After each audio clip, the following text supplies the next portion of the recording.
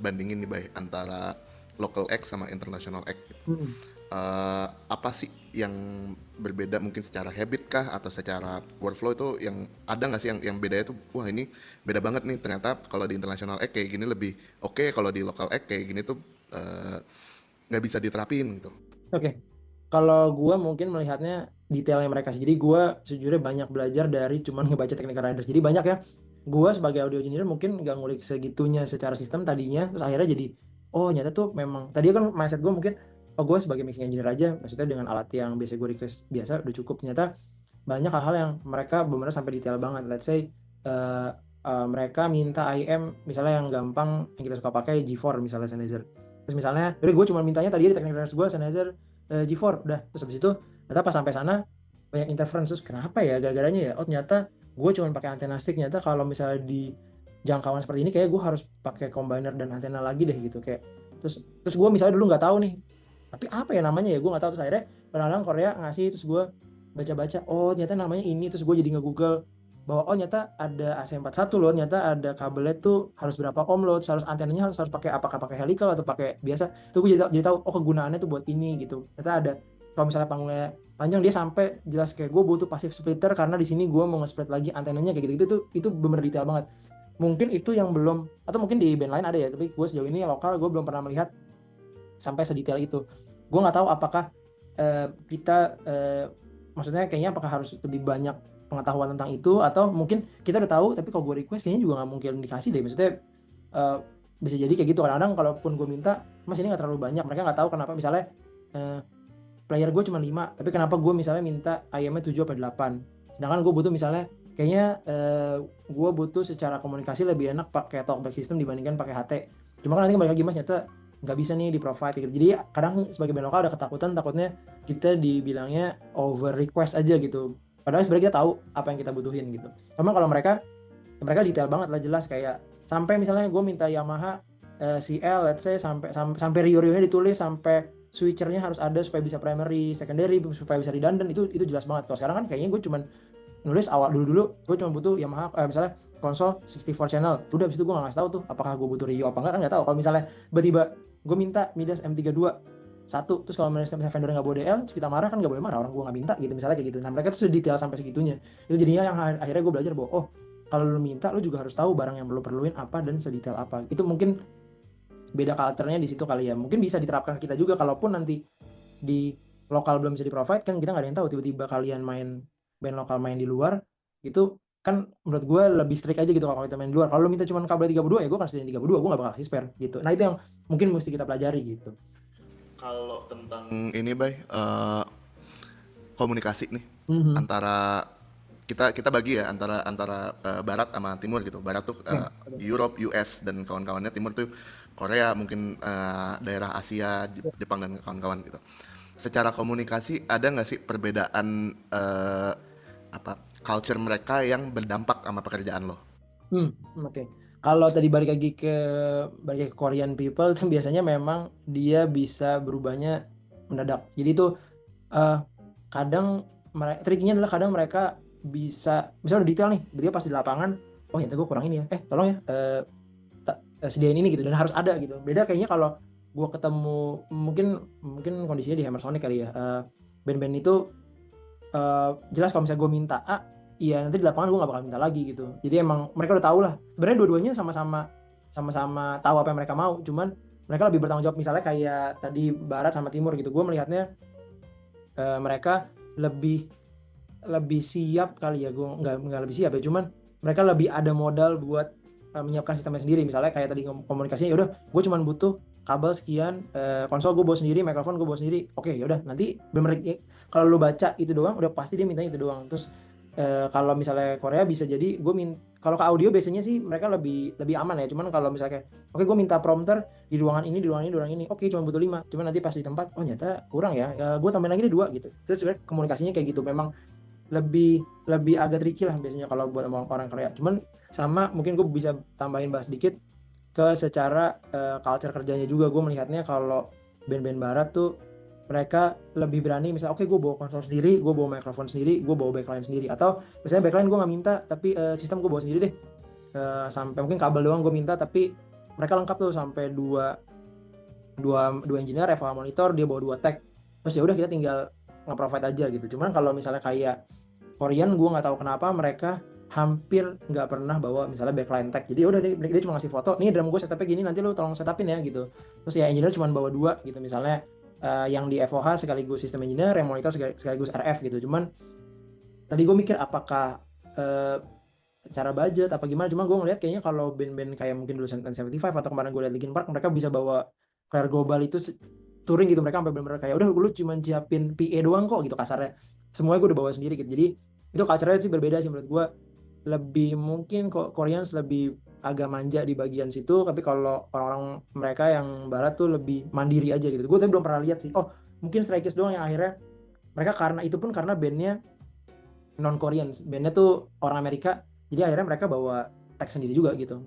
Cuman 2, mereka bawa drum sendiri, mereka bawa keyboard sendiri. Itu benar-benar yang gue baru lihat, oh baru sekali gue ngelihat, mungkin pengalaman gue ya, gue nggak tahu yang lain, cuman di pengalaman gue baru lihat bahwa Stray Kids udah kayak band bule aja, mereka bawa sendiri kecuali konsol, tapi oke, gue keyboard gue bawa sendiri, terus sampai muk-muknya, sampai efek-efeknya, sampai drumnya gitu. Karena ada juga yang band-band yang kayak sampai helix aja minta gitu. Misalnya itu kan sebenarnya punya udah gear lo masa lo tetap minta juga kayak gitu.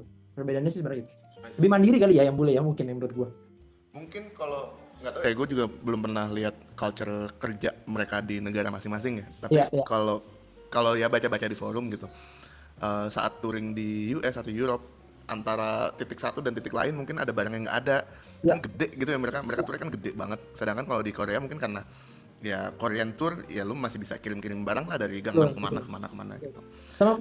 Sama mereka ini sih, mereka tuh selalu kayaknya cuma gue nggak tahu ya di Indo kayak gitu apa enggak. Cuman kayaknya kalau di luar selalu bawa turnya bareng vendor aja gitu. Misalnya kayak Korea itu ada yang gua tahu tuh Artmix sama Tristar. Itu 2 itu yang sering banget touring. Jadi ya mereka memang bawa tim vendornya aja gitu. Terus kalau mungkin kalau misalnya kayak di Korea, ya udah misalnya si Stray Kids main, ya udah gua akan turnya sama Artmix. Jadi barang-barang itu barang-barang vendornya dan engineer-nya udah satu paket gitu. Mungkin kalau di sini misalnya gue lomba sihir tour sama Suara atau enggak sama Total atau sama Full Size gitu, misalnya atau sama P Plus atau Synergy siapapun, ya gue tinggal oh gue mau tour Jawa, gue maunya sama kayaknya barang Jawa banyak kan sama Total deh, udah gue full deh sama Total tapi engineer dari gue gitu, jadi udah package satu.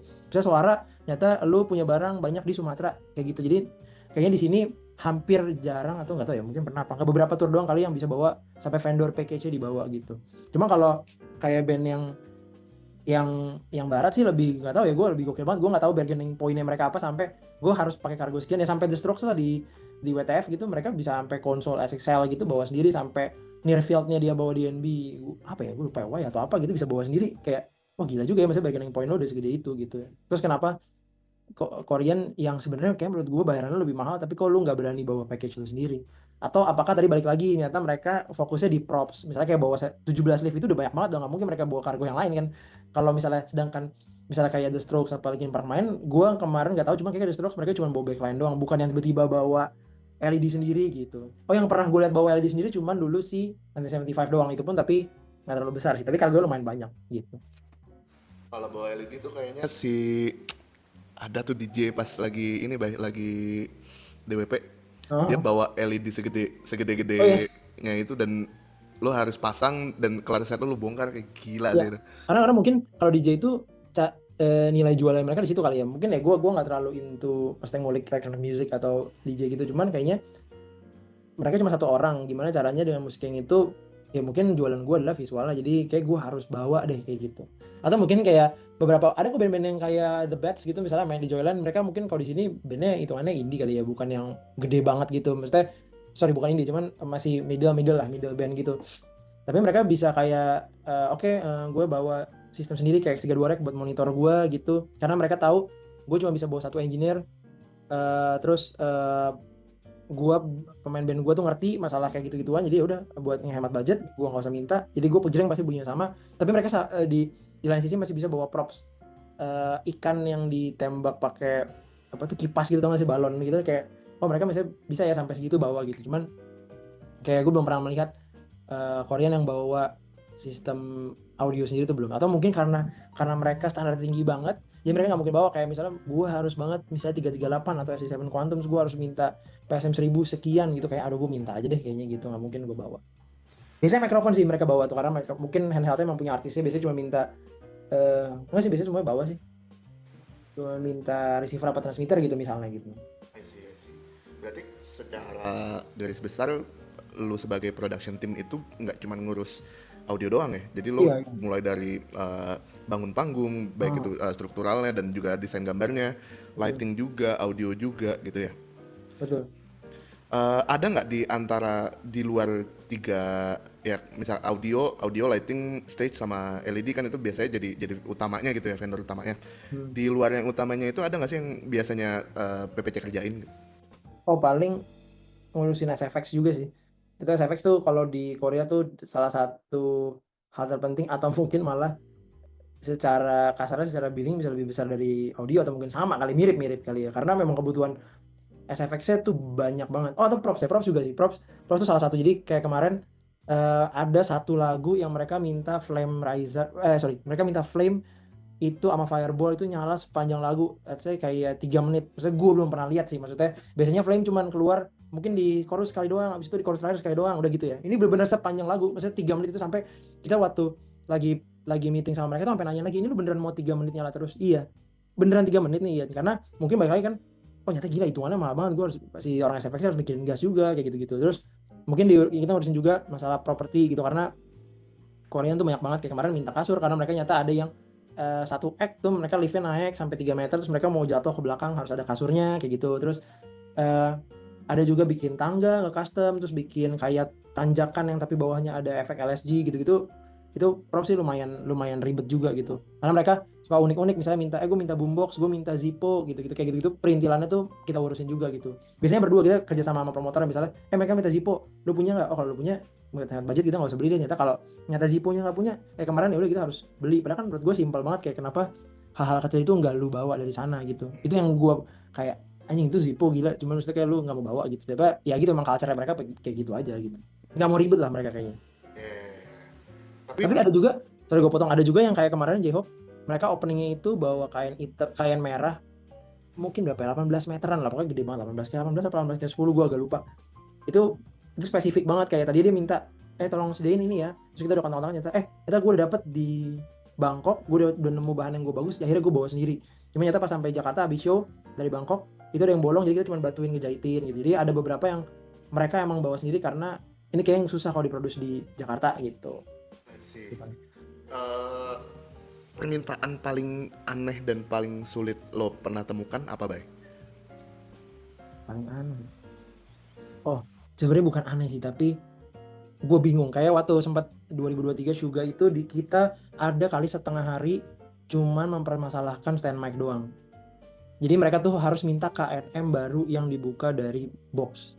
Itu gue belum pernah tuh ngelihat emang apa sih masalahnya dengan stand mic gitu. Maksudnya gue tahu lah stand mic, mungkin yang gue tahu KNM mungkin paling bagus, misalnya ada Hercules, ada yang merek lain gitu. Kadang-kadang memang ada beberapa vendor yang ngasih, mungkin mereka kelupaan, nyata ada yang udah reot gitu. Cuma kan diganti yang biasa juga nggak apa-apa. Ini tuh sampai udah beli baru dari box dibuka, mereka tetap nggak mau juga. Kayak udah nggak ada nih di Indonesia, udah nggak ada lagi. Maksudnya ini udah yang paling mahal. Maksudnya waktu itu sempat mungkin vendornya hampir ngabisin 5 juta lebih buat stand mic gitu. Kali mungkin kan berapa kayaknya mungkin 2 juta. Oke, dia nggak mau beli lagi yang 2 juta, nggak mau lagi gitu kan. Itu gue kayak, kenapa sih ini lu nggak mau main nih kalau misalnya kita nggak bisa nyediain ini? Nyata gue baru tahu artisnya itu tuh seneng banget megang tuh sampai diginiin gitu loh. Terus kita sampai bilang, ya lu kalau lu giniin mau gimana pun juga bakal jatuh gitu. Terus akhirnya dia kemarin ngomong, enggak, gue sempat nemu stand mic di US, mau gue gimanain dia nggak bakal jatuh. Terus kita udah kayak, gimana nih, gue nggak punya lagi. Maksudnya ini udah gue beli yang paling mahal, udah paling quality, paling oke, KNM yang kayak lu minta. Tapi kayaknya KNM nya gue lupa serinya apa. Misalnya dia minta A, gue cuma punya B doang di Jakarta. Apa di Tokped itu nyariin itu nggak ada. Enggak, gue harus A karena gue tahu. Terus gue kayak, kenapa sih kok lu, maksudnya harus banget itu ngomong ke audio engineer-nya. Akhirnya gue ketemu sama production manager-nya bahwa udah trust me, lu tolong cariin, karena ini monitor engineer-nya udah dimarahin berkali-kali sama artisnya, jadi dia tahu kenapa dia harus nyediain itu gitu. Kayak itu udah menurut gue nggak pernah seumur hidup gue ngelihat kita ribut cuman masalah stand mic doang. Itu nggak pernah. Kalau misalnya ada waktu itu pernah lah, dia minta wave redundant dulu, zaman dulu mungkin 4 tahun lalu, barangnya si vendornya nggak punya, saya satu misalnya pakai custom dia nggak mau, terus dia tiba-tiba protes, oke lah itu fine karena emang kebutuhan buat mixing. Cuman kalau stand tuh gue baru sekali itu sih, baru sekali itu. Sama akhirnya kita juga nge-custom. Dia tuh minta lantainya itu kayak kalau lu pernah lihat konser Malik itu graded deck, jadi besi-besi tapi yang bolong-bolong gitu lah sebutannya graded deck. Jadi kalau kita naruh stand mic di situ, itu pasti stand mic-nya agak gini-gini, nggak mungkin bisa rata karena graded deck-nya juga customer-nya mungkin ada yang nggak bisa rata lah. Itu sampai kita nggak custom stand mic-nya di bawah dikasih plywood lagi di bore supaya dia nggak goyang-goyang gitu. Itu kayak sesimpel itu lah, padahal kalau kita band lokal ya maksudnya ada stand mic apapun oke lah asal kokohnya cukup gitu. Ya itu sih menurut gue yang paling aneh. Tapi oh ada juga ini tapi nggak paling sulit sih, tapi mereka insist banget mau ada props di mobil, ada props mobil di panggung, kita tawarin bahwa ini ada nih sewa aja mobil di sini, nggak mau gue harus bikin. Jadi mobilnya tuh mereka akhirnya bikin sendiri tanpa mesin supaya enteng, supaya bisa dibawa ke atas panggung kayak gitu gitulah. Jadi mereka akhirnya mereka bikin sendiri dari gue lupa antara Hong Kong atau Singapura. Jadi infonya kalau nggak salah tuh promotor Jakarta, promotor Hong Kong apa Taiwan sama Singapura itu patungan buat propsnya mereka gitu, karena gue harus exact seperti ini mobilnya gitu. Mereka tuh ini banget maksudnya perfeksionis banget. Yang awalnya gue mungkin sebel kali ya, tapi pas gue lihat show-nya, oh iya sih, gue tahu kenapa lu minta kayak gitu. I Kayak see. gitu paling. Yeah. Jauh ini itu sih yang paling aneh sih kayaknya. Oh sama ya kemarin ya Zippo juga lumayan aneh, kayak gue provide satu tiba-tiba mereka yang ngilangin. Jadi pas udah mau hamin satu rehearsal, sorry banget gue boleh minta Zippo lagi karena Zippo lu hilang gitu. Hah hilang? Ya gue juga nggak tahu tiba-tiba hilang di ruangan gue. Oke, ya kasih lagi satu lagi. Tiba-tiba boleh nggak beliin gue another Zippo, kayak terus dia bilang kayak I will tell you the story lah nanti gitu. Terus kenapa ya, ternyata mereka pun Zippo-nya itu akan masuk ke case custom media. Pas udah dimasukin ternyata nyangkut, nggak bisa dikeluarin. Jadi mereka kan si Zippo-nya itu harus diisi gas kan, karena beneran dinyalain waktu di lagu intronya gitu. Sorry banget gue nggak bisa ngeluarin, jadi gue harus beli lagi. Akhirnya kita beliin lagi ya, mau nggak mau maksudnya, walaupun kita bilang ya Zippo cuma 450.000, tetap aja gitu kita harus keluar duit buat kecerobohan mereka gitu. Ya kayak gitu gitulah, model-model kayak gitu mungkin yang kalau di yang apa artis Korea kita harus prepare lah. Tapi kayaknya kalau audio gue banyak kok belajar dari mereka. Kayak gue baru ngelihat, mungkin band lain ada ya, cuman gue baru ngelihat ada sampai artis yang ngegambarin RF zone mereka mau kayak gimana gitu. Jadi mereka paham nih, oke nyata kenapa gue minta antena sekian, kenapa gue minta passive filter, kenapa gue minta kabel sekian, gini loh, ini gue maunya kayak gini gitu. Karena kayaknya dari pengalaman mereka, kalau gue nggak pakai extension kayaknya pasti akan putus di certain point gitu. Jadi mereka tuh udah paham sebenarnya. Gue kayak oh kayak gue respect sih. Jadi gue akhirnya malah belajar di situ. Malah beberapa kali gue bisa nanya ke lu atau ke Dennis kayak ini dia bikin gini tuh maksudnya buat apa sih, jadi bisa bahan diskusi lagi banyak banget. Jadi dari keribetannya mereka ternyata banyak yang bisa kita pelajari gitu. Karena mungkin kalau gue cari-cari di YouTube atau misalnya di website bisa susah kali nemunya ya. Tapi ya kita malah bisa belajar dari mereka-mereka yang si ribet ini gitu. Tapi banyak nggak sih, Bay? Gue tuh sering dengar kalau Korea tuh kan agak cranky kalau kita counter rider side mereka gitu.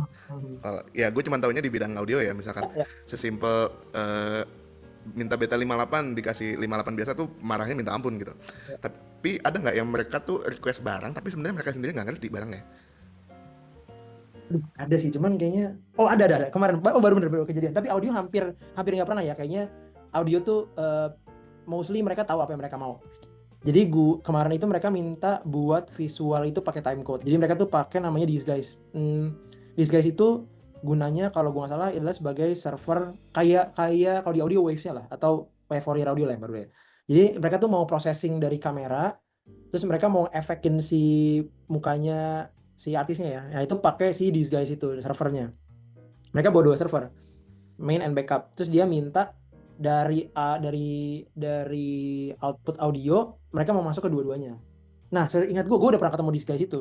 Disguise itu punya LTC in, sama kayak Grandma. Mereka tuh punya input buat audio buat nge-trigger timecode, mereka tuh udah bisa. Kalau mereka butuh 2, pilihannya ada 2, antara satu output dari konsolnya kita bagi 2 dengan Y chord, atau gue copy output aja gitu kan. Bisa kan, berarti satu timecode gue keluarin 2 output. Terus mereka tetap minta timecode. Buat apa ya? Tapi timecode-nya dia minta yang bisa satu input keluar 4 timecode lah intinya gitu. Outputnya 4. Jadi dia nge-split dalam si apa namanya si timecode itu. Gue lupa namanya apa deh. Gue lupa deh namanya apa. Terus kita nggak punya di Jakarta, kita cuma punya Rosendal doang. Si timecode generator itu. Akhirnya kita counter-counteran, oke gue tetap butuh timecode. Oke. Akhirnya kita sewa. Pas udah hari H kita bawa nih timecode-nya, terus gue kasih ke production manager-nya. Dia nanya, ini apa ya? Oh, timecode yang lo minta kan Rosendal. Oh iya oke. Ngobrol sama si visual jokinya. Pas dikasih, oh nggak perlu kan, nih gue bisa langsung masuk. Kayak gitu. Jadi kayak, hah? Kita kan kayak, ini kan gue nggak minjem ya, gue bayar ya gitu. Ternyata setelah gue ngobrol sama Mas Febri, itu vendor dari Matalang, mereka Korea itu sering tidak mengupdate technical ridersnya. Jadi misalnya gini, misalnya gue bilang ke lu, Cup, tolong touring sama lomba sihir ya, gue minta 10 IM. Oke, apa harus apa? Harus PSM 1000, sama combiner, sama antenanya harus alikal. Oke. Terus gue nggak update ke lu bahwa yang main cuma 5 sama tag cuma 8. Jadi duanya mau bazir kan misalnya. Terus udah pas datang lu lihat, ngapain lu sediain gue 10, gue cuma minta 8 lah, kan technical rider tuh 10. Nah lu tuh nggak tahu bahwa yang kontakan tuh gue sebagai production manager, sebagai production headnya. Lu sebagai engineer tuh ngikutin list gue aja. Ternyata pas di panggung, lah enggak, gue cuma butuh 8, bisa kok gue copy punya ini cuma biar pakai doang kayak gitu. Nah kayaknya mereka itu technical ridersnya dari company mereka yang nggak diupdate bahwa ternyata si these guys itu udah nggak perlu si cam generator itu gitu.